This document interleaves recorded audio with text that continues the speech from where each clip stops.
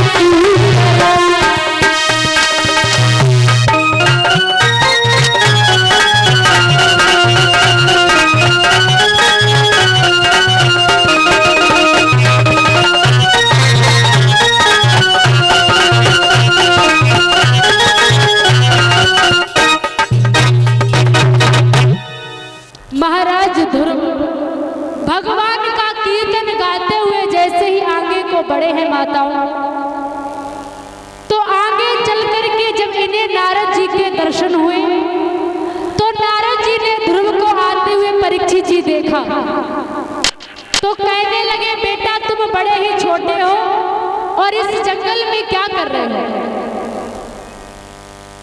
बोले, मैं भगवान की तपस्या करने के लिए आया हूँ और मैं अपने पिता को ढूंढने के लिए आया हूँ। बोले, तुम्हारे पिता इस जंगल में क्या कर रहे हैं? इस जंगल में तुम्हारे पिता तो नहीं मिलेंगे। बोले, हमारी मैया ने कहा है कि जंगल में जाना और भगवान की तपस्या करना तो तुम्हें वही भगवान के दर्शन होंगे और वही तुम्हारे पिता है।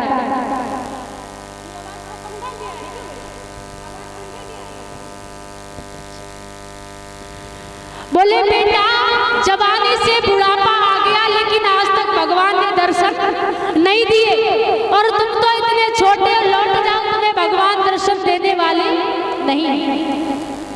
क्योंकि एक बताया जाता है, कभी कहता है कि कभी कभी व्यक्ति ज्यादा पाने के चक्कर में, परीक्षित जी, ज्यादा पाने के चक्कर में वो इतना आगे बढ़ जाता है कि उसके पास ना तो ज्यादा मिलता है और जो थोड़ा बहुत होता है वो भी बेकार चला जाता है।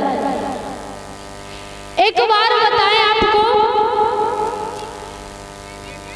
सुखदेव जी कहते हैं राजन परीक्षित, एक दिन क्या हुआ, एक बात याद आ गई तो हम आप सभी को बता देते हैं। जैसे कि आपके इस ग्राम में श्रीमद् भागवत कथा चल रही है तो सभी के घर में रिश्तेदार आते हैं, जैसे परीक्षित जी आपके घर में आए होंगे रिश्तेदार।